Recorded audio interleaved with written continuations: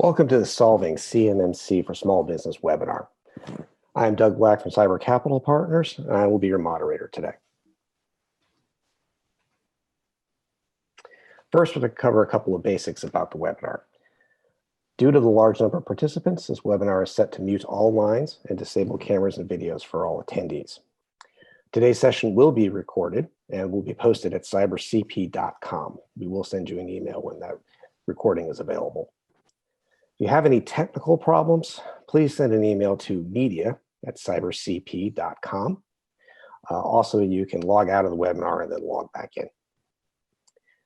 And finally, please share your thoughts on the presentations during the polling that we have at the end of the day today. We are most interested in your feedback and how to improve our events going forward. Briefly, let's go over the agenda for today.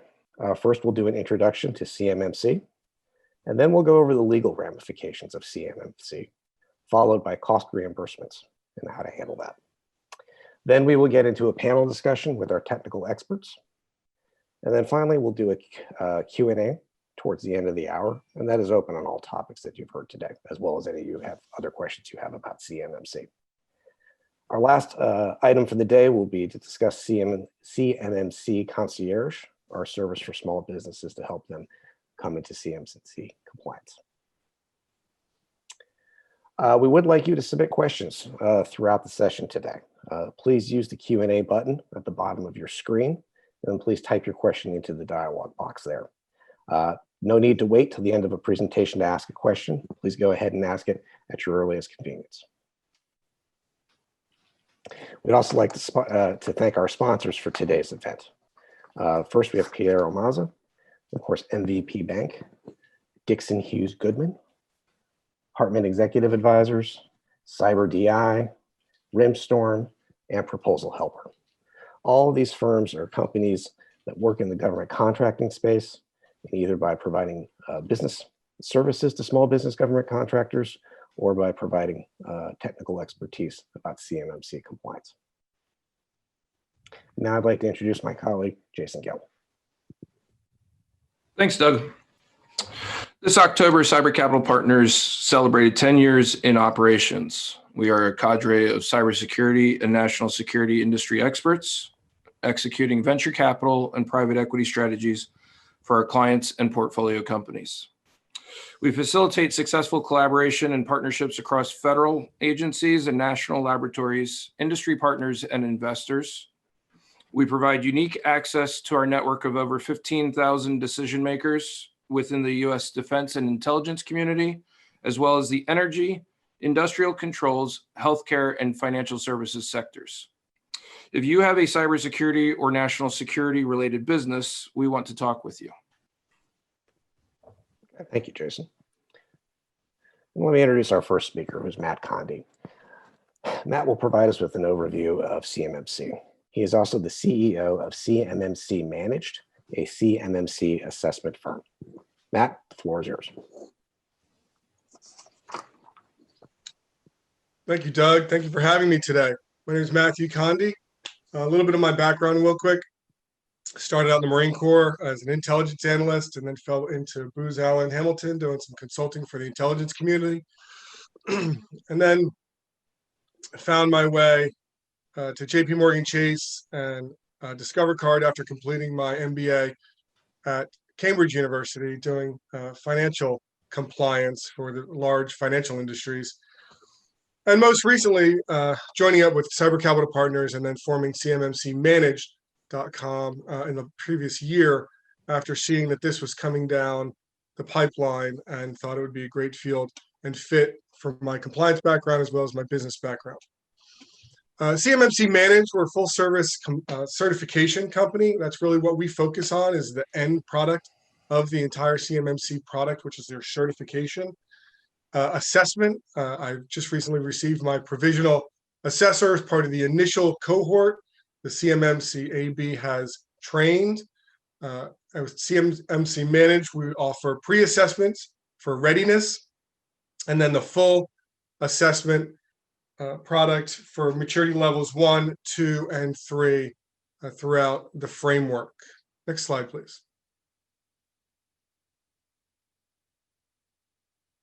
How did we get here? Well, CMMC was born out of the NIST 800-171, which, as most of you know, involves self-assessment of the 110 controls listed in the NIST framework.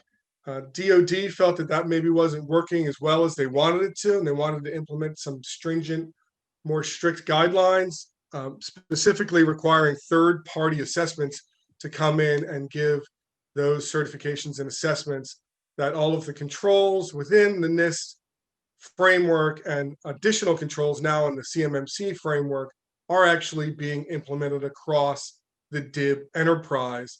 The only thing I want to point on, two things I want to point on this slide are the 7021 requiring third-party assessment. That's the DFAR rule change that went into effect November 30th. And the rollout is a crawl, walk, run rollout, specifically by the DoD and the CMMC AB. The first year is going to be approximately 15 primes already identified. The flow down to the subs is approximately 1,500, and they'll also be prioritized in the certification process. Approximately 300,000 contractors in the DIB plus are going to be looking at getting at least a level 1 maturity level. Of the 3 maturity levels, and I'll talk about the framework here in just a moment, it's estimated that 75 or 80% will really only need to be approved at a maturity level 1, and then we'll talk about the others moving forward. Next slide, please. So the maturity model has 5 levels in it. Maturity level 1, performs; 2, documented; 3, managed; 4 and 5, reviewed and optimized, have not been released yet. So I'm actually not going to spend a whole lot of time on those. But just to say that it's estimated that less than 10% of the DIB are going to need levels 4 and 5. That's type of advanced persistent monitoring and framework. At security level 1, maturity level 1, basic cyber hygiene, 17 practices. These are practices that are going to be demonstrated to an assessor. They're going to come in to your workplace. They're going to watch you kind of how you implement these practices and controls in your enterprise, and go ahead and submit your certification to the AB from there. Level 2 is meant to be a transition stage. This is meant to help you grow from a level 1 maturity level into a level 3 maturity level, which is good cyber hygiene, fully managed, implementing all 110 of the NIST controls to include an additional 20 Delta controls that the CMMC model has in its framework, bringing it up to a total of 130 controls overall. Next slide, please. I just wanted to show you real quickly kind of what you're looking at. The CMMC has 17 domains. Maturity level 1 only has 6 of the domains and 17 controls within those domains. So that maturity level is achieved relatively very easily. Next slide, please. Maturity level 2, now you're looking at 16 domains, an additional 55 controls on top of maturity level 1 to get you thinking about that full maturity level 3. Next slide, please, which looks something like this. 14 domains, an additional 58 controls, a total of 130 overall. This is comprehensive for the controls, for the NIST framework, for the CMMC framework, and will get you to a good managed cybersecurity framework for your entire enterprise. Doug, back to you. Oh, my apologies, Doug. The CMMC workflow, as you're working towards your maturity levels, this is kind of the workflow you're going to need to be thinking about. Once you get started, you're going to look at some self-assessment tools, where you are. You need to assess where you are in the framework. Go out and find some of our network partners, and we can help you do that through the Cyber Concierge to get remediation, to get some gap analysis, to identify your assets and your inventory. Then go ahead and write your SSPs, your documentation, your training, get them all in place, implement them so that by the time you are ready for a formal assessment, all of your practices have been ongoing, they've been managed, they're fully documented. The last thing I'm going to say before you get to certification is that if you have any POAMs sitting in your drawers before you're getting ready for your certification, you got to make sure that they're fully implemented. The CMMC framework does not allow for any POAMs to be outstanding. They have to be fully documented and implemented if you're going for a full maturity level 3 certification. Back to you, Doug. Thank you, Matt. Appreciate that. And thank you for giving us an overview of CMMC. Our next speaker is David Schaefer, an attorney with Piero Mazza, a law firm that specializes in government contracting. David will give us an overview of the legal ramifications of CMMC on small business government contractors.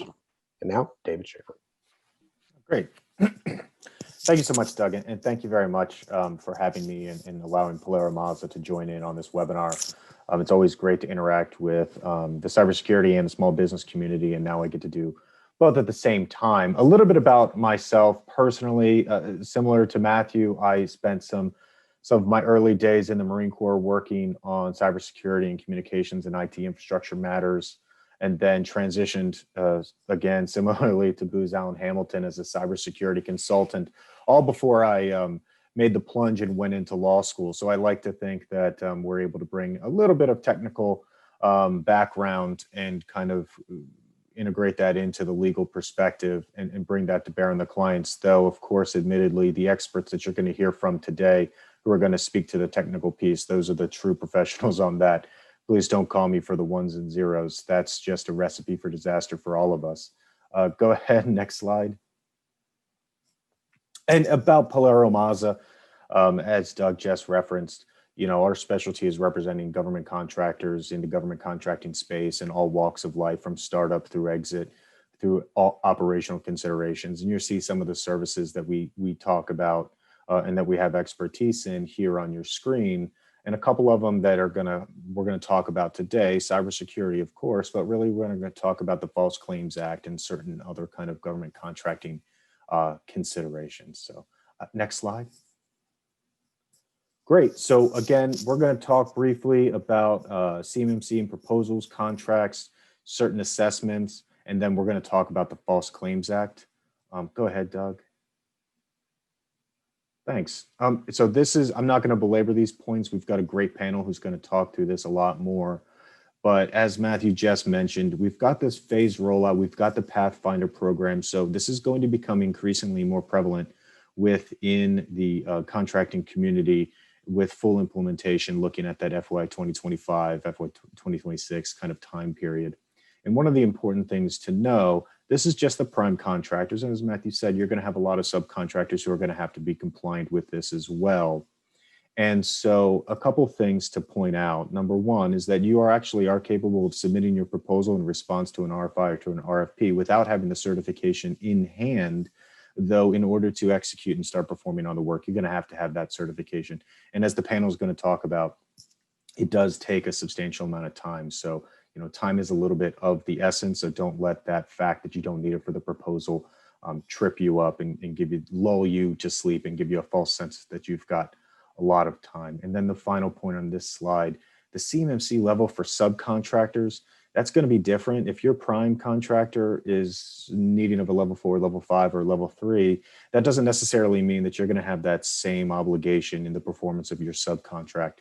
You know, it really depends on, you know, CUI, FCI, what type of information is going to be touching your network, and really a factual analysis of how that's going to play out. And certainly something that is going to be a portion of your subcontractor, prime contractor negotiations when entering teaming agreements, when entering into subcontracts. And of course, one of the things that we always tell clients, you know, to the extent that you have a level 3 in particular, perhaps that makes you a little bit more competitive from a contractual perspective, so that your prime contractor's got that comfort that you are going to be able to satisfy any requirements that get flowed down. Next slide. This is really the bridge to CMMC. This is another kind of recent DFARS clause. I don't have them all listed here, but Matthew had mentioned the 7020 and the 7021 that have been implemented with that November 30th date. There's also this additional requirement in the interim to do a self-assessment and upload your results into the supplier risk management system. And I bring this up because this is a self-assessment, but you're also making a certification to the government. And so The CMMC is a certification process in which you're making certifications, to the certifiers, which in turn get you your certification that you submit to the government or to the prime that submits it to the government. And so one of the things I like to emphasize is all of these certifications, and I use that word very, very specifically and deliberately for this reason. Next slide, please. The False Claims Act. So the False Claims Act this is the primary tool that the government has in its arsenal to combat fraud on the government. And so this is what they do to really prevent and recoup lost costs. Now, traditionally, it has been associated with fraud associated in the procurement process for overpaying for services or products. But one of the things that we're seeing is increasing activity in the cybersecurity space. In fact, just last year or in the past 12 months, we've seen two very specific and candidly very alarming cases related specifically to cybersecurity certifications made by a company. The first and the most important is this Aerojet Rocketdyne Holdings case, in which a relator, a whistleblower, so again, the government can enforce actions, but so can people inside of your organization. So can whistleblowers. They've got a financial incentive to do so. A whistleblower, blew the whistle, had an investigation. The company tried to dismiss it, and the court actually held no. Cybersecurity has become such a foundational aspect of what a government is procuring when it gets these types of services that no, we're not going to dismiss this case. This is a real valid claim, and so. 3 years ago, I don't think that a court would have found that.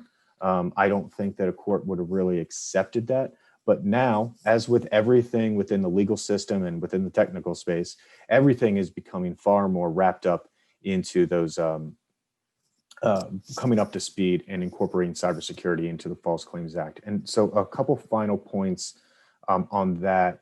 Number one, the damages are significant. It's mandatory treble damages. So multiply whatever damages the government suffers by 3, that's your penalty. And it's a mandatory $22,000 per submitted invoice. And then you've got your whistleblower action. So again, a private right of action for your employees or others to bring some sort of claim against you. And they get 30% of whatever the government recoups. And then most importantly, for the purposes, I think today, when we talk about False Claims Act, what's the standard that the government has to prove? It's not that you knew the certification that you're compliant with NIST 800-171 or that you've got this CMMC certification. It's not that you knew that that was wrong or false. Knowledge is defined as you even have just a deliberate indifference to whether this is true, whether you've acted recklessly in coming to this determination. So it's a broad definition of knowledge. So it's incumbent upon everyone to really think through all of these steps to get the C-suite involved and make sure that you really genuinely go through the process and you've got documentation to support your claims of certification, or else you're potentially falling victim to the False Claims Act, which could have pretty significant and dire consequences. So that I believe is all I had. And I look forward to listening to the panel. It's going to be great. Thank you, David. And thank you for providing us with that overview of legal ramifications. Our next speaker is Bill Walter, a partner with Dixon Hughes Goodman. Bill specializes in U.S. government cost accounting standards, the federal acquisition regulations, and DCAA audit requirements. Bill, the floor is yours. Okay, thanks, Doug.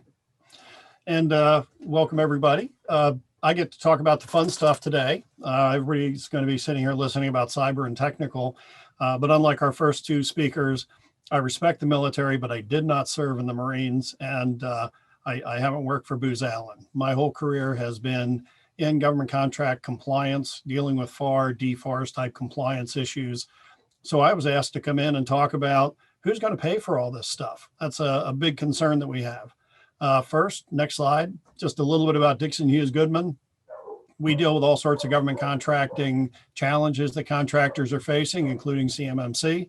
DHG is an RPO, a registered provider organization. And Tom Tollerton with our team is a registered practitioner as well, helping companies figure out how to guide themselves through this maze of seems like constantly changing requirements. But let's talk about who's going to pay for this? We can jump to our next slide. For the costs of CMMC compliance and readiness, there are a lot of questions that are coming in from industry, through industry trade groups, through other organizations. They're telling the government, hey, you want all of this additional checking and all these additional controls. Well, somebody's going to have to pay for this. And the costs are described as going to be what's known as an allowable cost, meaning that the costs are going to be reasonable. They're going to be associated with the work that you do as a government contractor. That's the second step of the 5-part test. A third part is it has to be in accordance with cost accounting standards or GAAP. The fourth part is going to be, it has to be in accordance with contract terms. So your contract terms are going to say you have to have this certification. So these costs will become allowable costs on your contract. And many people are concerned about that.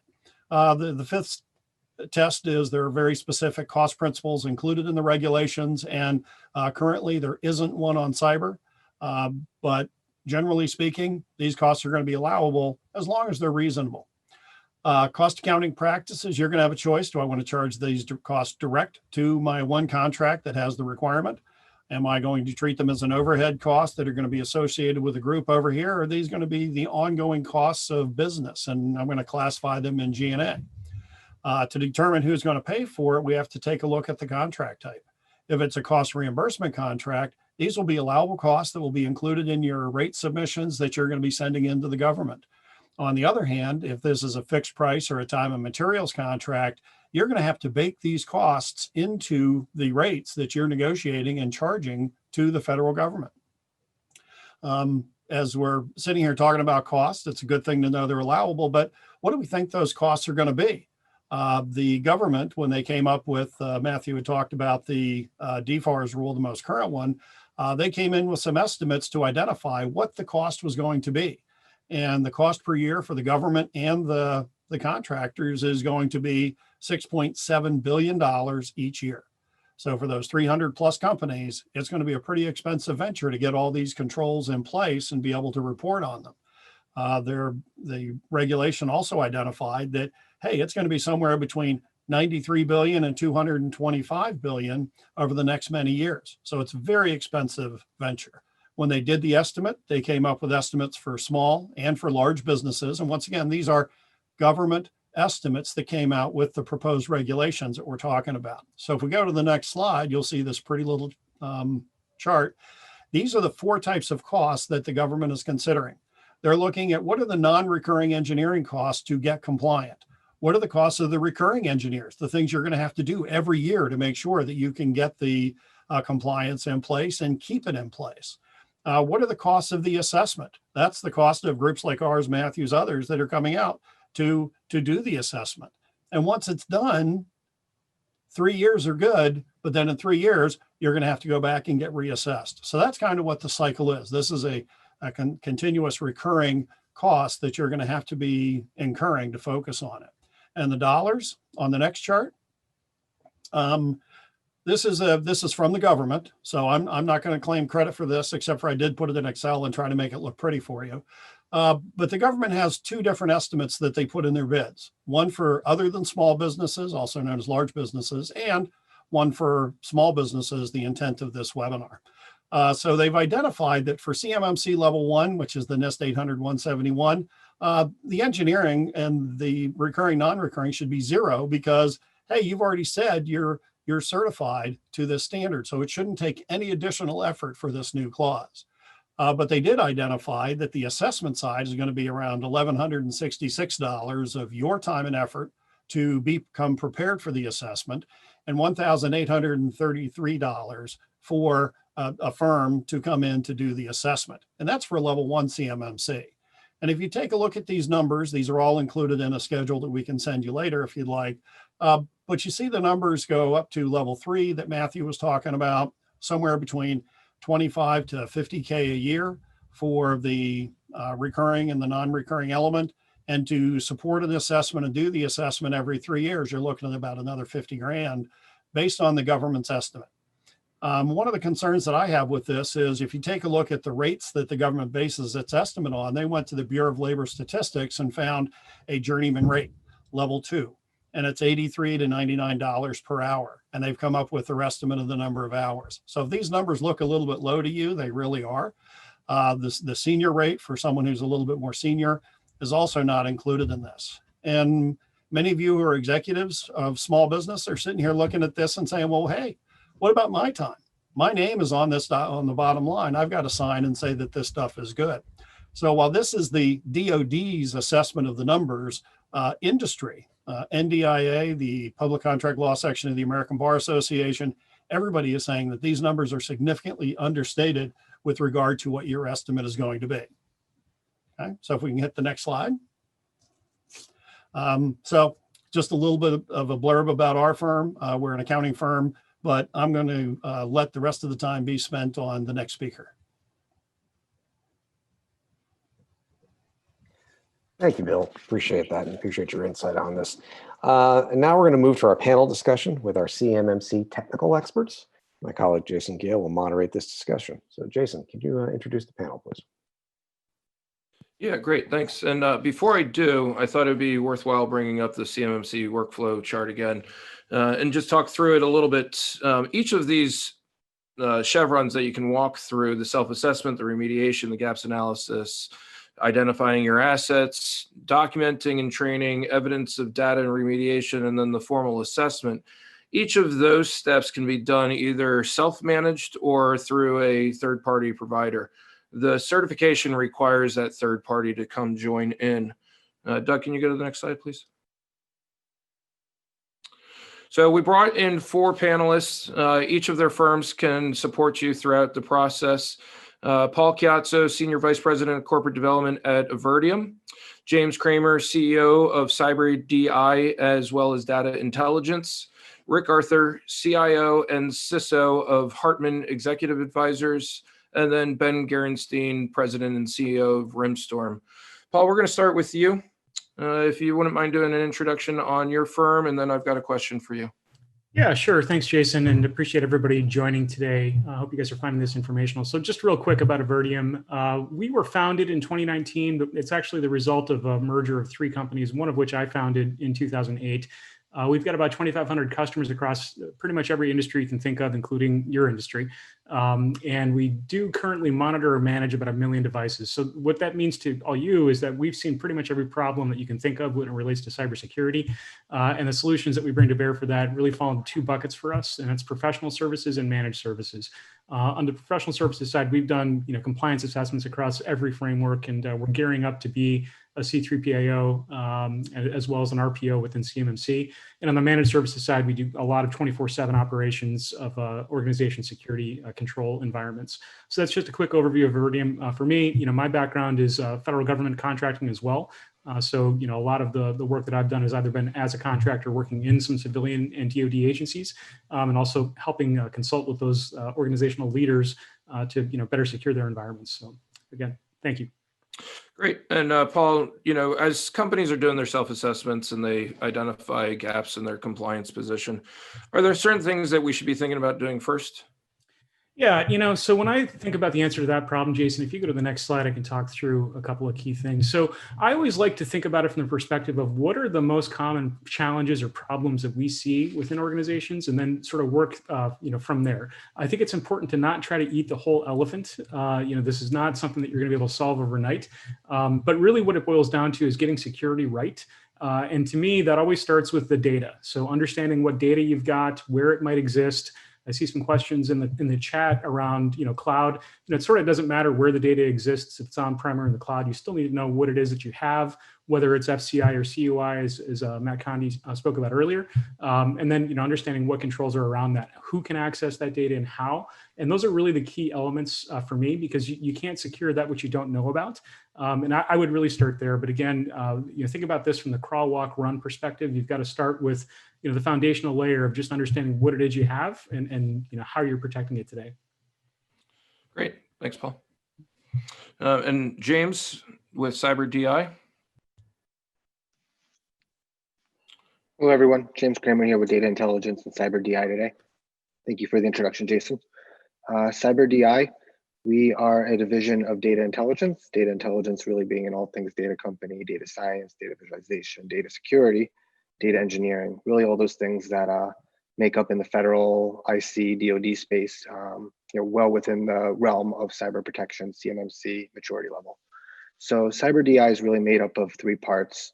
Particularly here, we want to talk today about the training that we will be offering to the assessments and to assessors to ultimately get them ready for the CMMC-AB, the accreditation board test, to become a certified assessor and go out there into the field and actually assess these organizations. Additionally, we support solutions and consulting as well. So, we could help with the concierge service and really get your organization up to speed, whether that's a remediation plan or gap analysis. So next slide, please.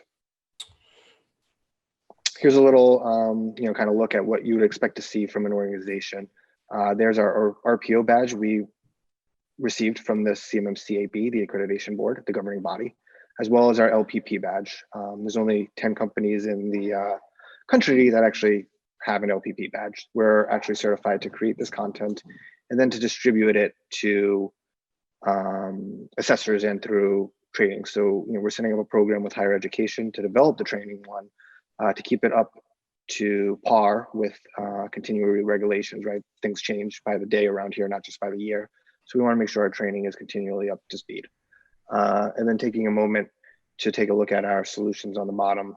This is our view of how we catalog assessments with artifacts and evidence needing 2 out of 3 to pass any particular practice, and basically cataloging this in a way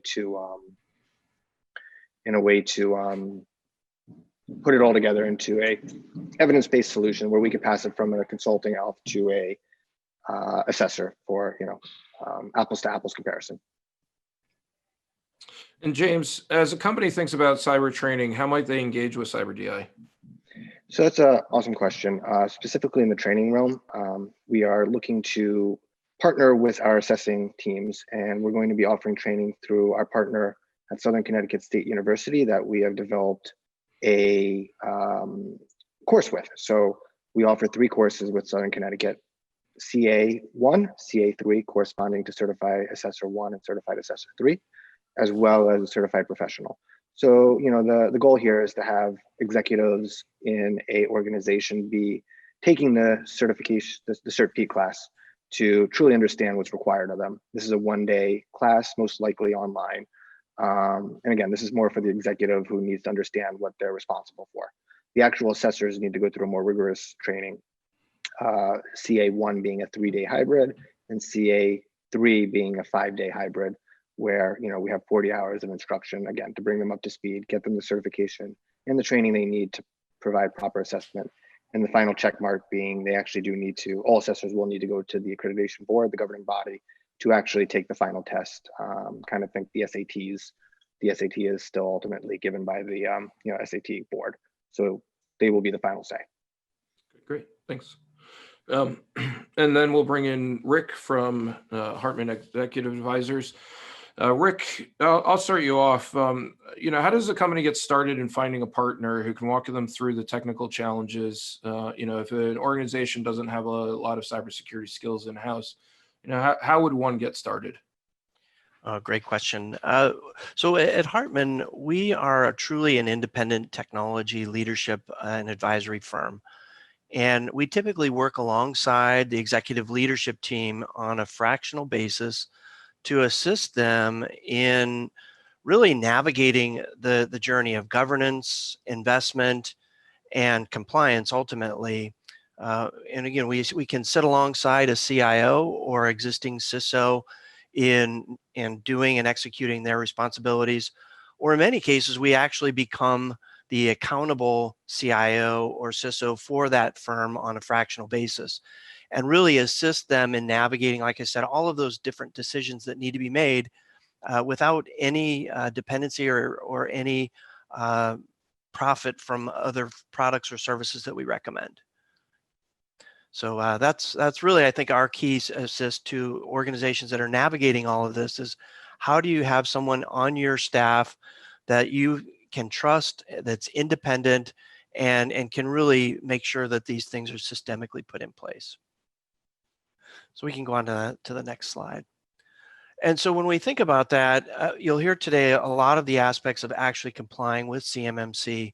But you can see the visual on the right there. We talk about the foundation. And what we really work with organizations on is how to put in place these roots, the foundations, the rigor, the organization, the ownership, team structures, and the systemic discipline that are all necessary to ultimately be successful at certifying with CMMC. As we've talked about in this presentation, so much is dependent upon evidence, whether it's an artifact, an observation, or some other form of data that shows that we are truly doing what we say we do. And so we help to put these types of systems in place, not just for security, but really how organizations run and govern their technology. Great, Rick. We'll have more questions for you in a little bit here. And Ben, President and CEO of Rimstorm, and certainly we're interested in your enclave technology here. Thank you, Jason. Once again, my name is Ben Garenstein. I'm the president of Rimstorm, a managed security service provider specializing in CMMC compliance for government contractors. A little bit on my background. I'm a serial entrepreneur with an MBA, a CISSP, and most importantly, I'm one of the first CMMC provisional assessors. The current DoD contractor landscape includes NIST 800-171 compliance for those organizations touching CUI. NIST 800-171 is characterized by self-assessments and POAMs that allow for delayed implementation of security controls. I hate to say it, but in the real world, compliance is questionable for many contractors. The situation will no longer be tolerated. Once CMMC is fully implemented, no POAMs will be allowed to delay implementation of controls, and certified third-party assessment organizations, or C3PAOs, will be conducting formal assessments. As one of the first CMMC provisional assessors, I can tell you that achieving level 1 certification is fairly straightforward. Level 3, not so much. Level 3, as previously discussed, is required if your organization possesses, stores, or transmits CUI. While level 1 only requires performing 17 practices, level 3 requires performing 130 practices. In addition, level 3 requires demonstrating a level of cyber maturity, including detailed policies and plans that are maintained and updated on a regular basis. In a formal CMMC level 3 assessment, 260 pieces of objective evidence will be evaluated by the assessment team. It's simply not possible to wing it or implement your cybersecurity the week before and pass. So many contractors are in a position where they know their NIST 800-171 compliance is questionable, and they also know they're not even close to being ready for CMMC. So we have an excellent solution that supports both your current NIST 800-171 requirements and your future CMMC requirements. It's called GovCon Enclave. So Ben, with that, is there a way to protect protect a portion of your network for CMMC level 3, or do you have to protect the entire network? Next slide. NIST's scoping guidance regarding CUI states isolating CUI into its own security domain by applying architectural design concepts may be the most cost-effective and efficient approach for non-federal organizations to satisfy the security requirements and protect the confidentiality of CUI. In other words, the least costly and least painful approach to securing CUI is using an enclave. We have taken exactly this approach with GovCon Enclave. GovCon Enclave is a secure encrypted security environment that safely stores FCI and CUI. It provides a covert adaptable enclave that can either be permanently deployed or created and destroyed on a per contract basis. It has extensive security features, a compliance engine, and a legal framework that addresses both NIST 800-171 and CMMC requirements. Our solution isn't just about passing an assessment. We want to substantially improve the security of DoD contractors and put you in a position where you can secure FCI and CUI now and on a continual basis. In order to accomplish this goal, cybersecurity maturity must be embraced and institutionalized. GovCon Enclave can help make this happen at a reasonable cost. Our solution has a comprehensive feature set, including the core encrypted enclave, a compliance engine that allows for the creation, maintenance, and enforcement of policies and procedures, extensive access control features, including private certificates and private DNS, a managed SIM with SOC support, incident alerting and reporting, also a sophisticated IDS to detect threats, and training with ongoing workshops to ensure you maintain your compliance. Our solution is also an excellent fit for contract collaboration between primes and subs.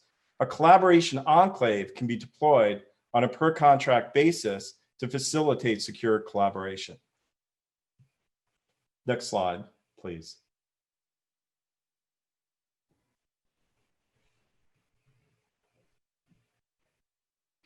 Next one. And one of the most important capabilities of our GovCon Enclave solution is the compliance engine. The compliance engine automates the creation and maintenance of policies, plans, and roles to ensure compliance with CMMC and/or NIST 800-171. It doesn't stop there, though. It has a compliant management dashboard that allows you at a glance to see which controls are not in compliance so you can easily identify and resolve compliance issues. It also has a compliance assessment prep module to automate pre-assessment and automatically generate the required documents for your formal assessment.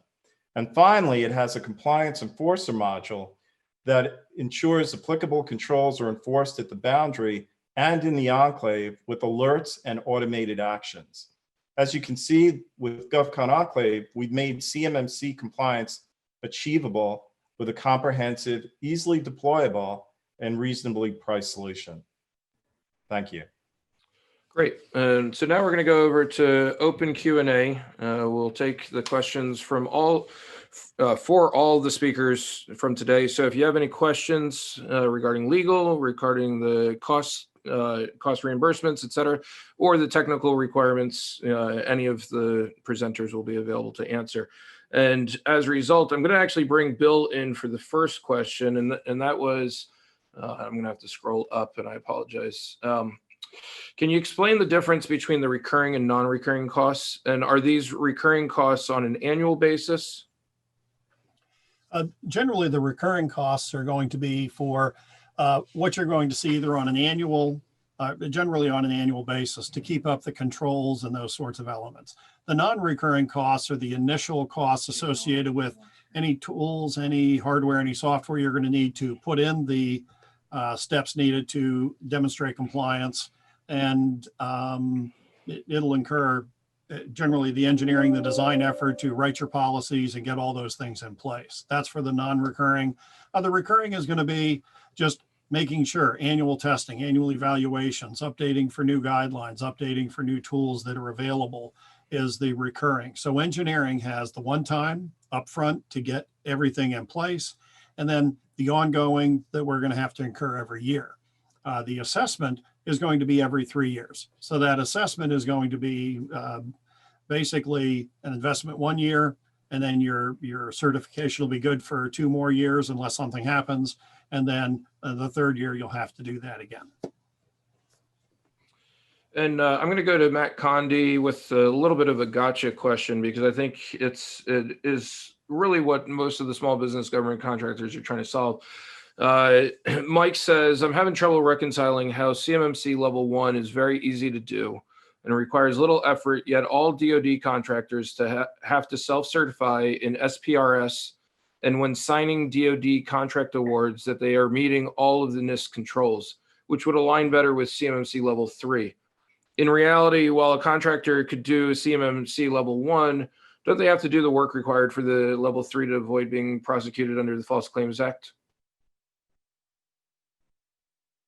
You're on mute, Condi. My apologies. The SPRS is an evaluation of where you are currently against the NIST controls. You could do a self-assessment and get a NIST controls to an SPRS score of 30, and that's where you want to stand because you only want to meet maturity level 1. Ultimately, it's going to come down to who's the prime on the contract, what language is in the contract related to NIST and CMMC and protecting CUI, because as the prime may need to do this work, and I encourage Rick and Ben to jump in here, the subcontractors may not be required to do that level of work or have that level of maturity. So yes, while the prime may have to certify against full CMMC, which incorporates all of NIST, the flow down to the subs may not, and they may only need level 1 and work on Ben's enclave through the prime, so they don't have to go through that cost and effort. Ben, did you want to weigh in on that? Yeah, it actually has a lot to do with where the CUI is stored. If the CUI ends up being stored anywhere on the subs network, they're subject to CMMC level 3. So the key thing is, where's the CUI? How is it flowing? How is it transmitted? Where are you sharing it? It's all about where the data is. Well, and speaking about where the data is, and I'll put this over to James. If we're going to ML2 or maturity level 3 and continue to have the same setup, Office 365, cloud-based information systems, do we need to develop an SSP? Absolutely. An SSP is going to be one of the major things that is part of your evidence during an evaluation, during an assessment. There's multiple parts to an assessment, of course, but we would expect an SSP to outline all of these things for the assessor to see right from the bat and to give you the best chance of passing right from the beginning. Thanks. Rick, this is a pretty easy one, but does NIST and CMMC apply only to the DoD, or are civilian agencies also bound by these requirements? That's a great question. So initially DoD is starting it, but we are believing that as that gains momentum, it's going to pick up and go across various municipal government entities, simply because it is a certifiable standard. And so it is something that is very easy to measure and evaluate compliance against. So I do expect to see more and more agencies picking this up as the DoD finds success with it. And then I'm gonna try and field the next question because it's a pretty easy one for me. Why does remediation fall before the gap analysis and other pieces? And ultimately, you need to bring in your support team pretty early in the process. You're going to need to take care of the low-hanging fruit initially, which by itself helps demonstrate your maturity. And then there's pieces of it that you will be continuously remediating throughout the entire CMMC process. I'm going to jump to another question. We've got about 5 more minutes of questions, and so I want to make sure that we get to some of the bigger ones. I've heard differing opinions from multiple SMEs as to whether Google Docs is NIST 871 compliant. Thoughts? And I'm going to pick on Matt Condy for that.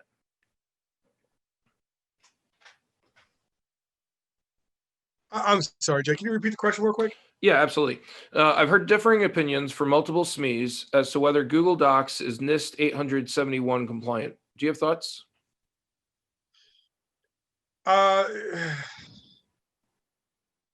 Everything I'm hearing is that it is compliant currently. Now, how that's going to work going forward, we'll see. And again, I think it's also how you are using that and storing your data that's going to be assessed, and where you fall in that compliance, conundrum. All right, and then I'm going to stick with you. If your company plans to self-assess, where do you suggest we start with the list of controls if we target a level 3 or even a level 4? So I think you've got 3 things to unpack there. Well, right. So we don't even know what the level 4s are going to be. So I kind of want to just stick that on a shelf. Yeah, they're going to be released later this year, and they'll be more informative. As far as getting to level 3, I would literally start at level 1. Are we doing all of the level 1 controls? Okay, great. We're level 1. We have all those practices in place. let's look at all the level 2 controls. Do we have our SSP? Do we have our documentation in place? Does it define roles and responsibilities? Is it signed by the CEO? Does it allocate resources, including budgets? That will get us to the maturity level 2. And then let's look at maturity level 3 on how we're managing it and implementing it across the entire enterprise. I think it was either James or Rick who really talked about building this into the enterprise at the baseline is really the intent here of the DoD to secure the DIB. It's not a pillar. It's not one thing you can bolt on and buy in one day. This is something you're going to build your entire business on top of and do from a cultural standpoint as a daily activity. All right. And then I'll switch this next one over to Ben. Will bring your own devices be acceptable for ML3 certification if secured using MDM? That's a good question. They would definitely have to be secured using MDM, I believe, to the best of my knowledge. Yeah, that's how I view it. But keep in mind, CMMC is brand new. The assessments haven't started yet. So the details of some of these requirements has really not been determined yet. Okay. And then the next piece here is I'm going to bring over to James. And I think it's a follow-up on the prior question. How does one develop the SSPs of the cloud-based information systems that we subscribe to? We don't own or operate these cloud-based systems. Well, you could definitely start, on the shoulders of others and go off of recommendations and current SSPs and then adjust appropriately. I think Matt Condi said a little bit of that, right? You start at 1 and you work your way up. And then you address it towards the actual controls, the practices, and then make sure you take a look at the lens of the maturity level you're going after, right? So for example, access control. Are you doing access control? Yes, I am. That's acceptable for maturity level 1, but it's not, you don't automatically get the pass for maturity level 3. You actually need to document it. You need to have it in the SSP, right? So are you doing access control would be the question from the assessor, and the response is yes, and it is documented in our SSP, just in case the system admin, got hit by a bus or won the lottery, right? And he's not there tomorrow. We can reproduce this. And this is how we did it. Remember to kind of take a look at those practices through the lens of the maturity level you're going after, because the answers, they're going to be different. And then I'm going to actually ask Bill to weigh in on this, even though it's kind of outside of all of our purview, I think. What if my prime does not want to use the secure enclave product that was outlined here or other tools we have found? Then what do we do? Our prime is not offering any direction in terms of picking the tools, but they've shot down several tools that we've already picked, citing that they were too difficult for them, the prime, to use, even though they were CMMC compliant. Given that you have a lot of history working with teaming arrangements, what do you think a small business government contractor should do with their prime who's being difficult? That's a loaded question. And it's a tough question because I can think of about dozens of different parameters that this question might be coming from as to what the prime doesn't want to do or whatever. But if you are a subcontractor to a prime, you simply have to certify that your tools are in compliance with the requirements, and that's what the audit and everything else will show up at the end of the day if you're CMMC level 1 or 3 compliant. But if you have a prime that doesn't want you to use those tools, but you get the badge at the end of the day, you should be fine. But what you may end up with is, even if you're compliant, the old adage of you can win the battle but lose the war. Right. If that's a very important customer to you, whether you're a sub to a prime or whether you're a small prime, and you're dealing directly with the government, of course you want to make sure that you can do everything you can to make life with them easier, because you want them to give you more work as you move forward. So it's not as much of a compliance issue as it is how do I team with this other group over here that's being a little bit more annoying. So it could be something as simple as, really getting to the root of their problem. Why do you have such heartburn with this? And what is your concern about an escape or something that could be happening? And how can you give them comfort that your solution does work? So, A, the most important thing is making sure you meet the criteria. But then number two is the communication, the discussions, the involvement with your customer, your prime, to help them understand why you're compliant and get a, because oftentimes they don't know what's going on. Right now, the primes are struggling trying to figure out how these flow downs are going to hit our subs and how is this going to work. And in the prep for this call, we all agreed that the 300,000 number was for primes. There's a whole much larger universe of subs that are going to be involved in this. And I think there's at least another 500,000 subs that will be involved at some point soon here. Yep, that's what we talked about. We are coming close to the end of the hour allocated. We will certainly be answering all questions and disseminating the answers to the audience today. One of the questions that was asked is, will we be sharing the slides? We will be sharing the recording of this presentation today. And if you have registered, you will get a copy of this, including all of the answers. Doug, let's jump over to the CMMC concierge. And I think this will help address some of the questions that we're also seeing in the slides. Next slide. Yeah, absolutely. And so Jason and Matt, why don't you guys take it away? And Matt, I think I'll just run through it really quickly. So I think the big challenges that most small business government contractors are going to face with this is there's a lack of supply of the approved vendors. So there's about 150, and there's less than that at current count. There's 300,000 prime contractors and another 500,000 subcontractors behind. It's going to create scheduling and price uncertainty. So we were looking at those numbers that Bill put up before, and one of them was like $137 an hour for a senior cybersecurity professional, and maybe in Tulsa, Oklahoma, you might be able to get that. But in the Washington, D.C. region, I would expect that labor cost to be closer to $200, $250 an hour. So you can see where the costs are going to escalate. And if I'm a supplier, I'm looking at the medium-sized companies and larger. So there's a certain piece of that. The second part is dealing with the smaller budgets. Even $20,000 of cost, it's a pretty material part of your spend. So making sure that you're doing it correctly, is something that I think is really critical. And then looking at the fact that chances are you've got 4 people as part of your executive team. Maybe you're a 1-person executive team. Maybe you've got 6. But, do you have a compliance team? Do you have a cyber professional on your staff? More than likely, you've got immature processes. And as we look at what cyber maturity model and certification is all about, it's about the maturity of your cybersecurity practices. So, Doug, can you go to the next slide, please?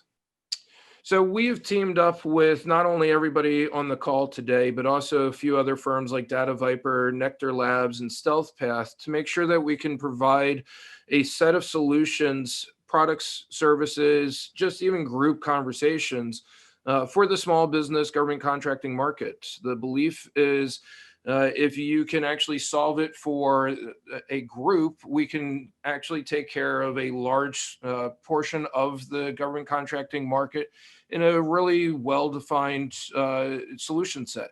So as we look at the chevrons on this screen, managed concierge services, we developed it so that we can onboard and educate, that we can provide guided workshops, that we are providing low cost, high value, easy to use software, that you can do group training because you don't need to individually sign up for a training session. And then, as you start thinking about your remediation and your continuous security monitoring, you're going to want to work with partners who can handle your needs at a cost that's affordable. And then, the next steps of assessment, the formal assessment and the audit, and then finally with the certification, making sure that you're guided through that whole process. We manage the suppliers and vendors on your behalf. Doug, next slide. And so the first thing that we're offering is at the end of January, we're going to start a monthly 2-hour workshop series. So it's an annual subscription of $4.99. It has a 20% discount code for today's participants, so it's $399. The intent is to allow those who want to self-manage their process to have some support.